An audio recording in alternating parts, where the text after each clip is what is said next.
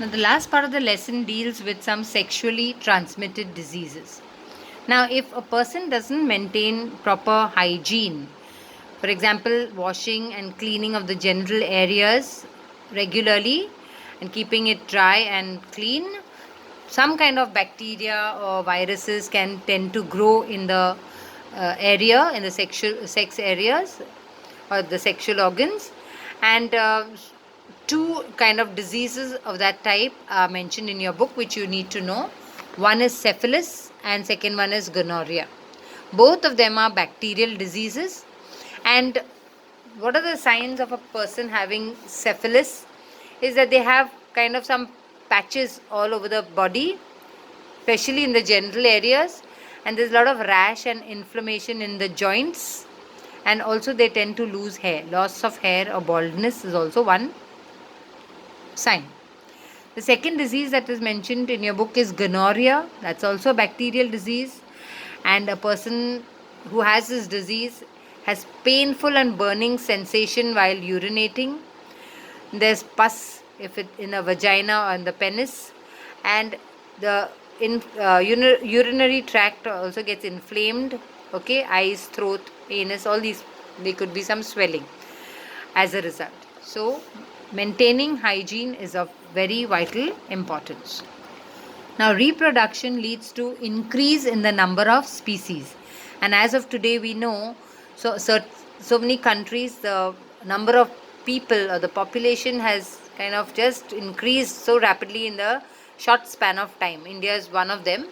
Okay, so excessive growth of population could have some adverse effects also.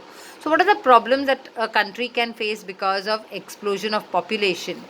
Is first of all, the resources that the country has of water, of food, of minerals, and whatever, that will have to be shared with among so many more people.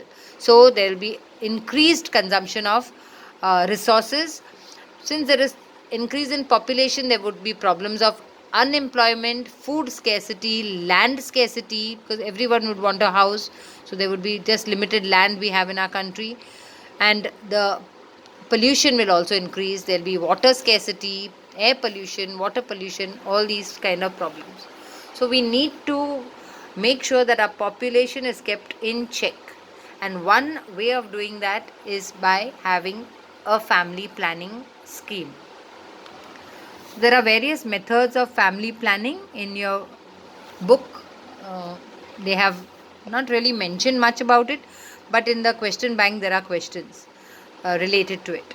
So there are various methods. For example, there are contraceptive pills that a lady has to take under the advice of a medical practitioner or doctor at a certain time. Then in a female, also an intrauterine device. It looks like a T, and therefore it's called as a copper T, is inserted into the vagina of the woman, which kind of irritates the area, and therefore the egg uh, implantation doesn't happen.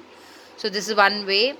Or an operation called as vasectomy in men, or tubectomy in women, where the tubes, that is oviducts, are tied up so that the egg cannot transport itself.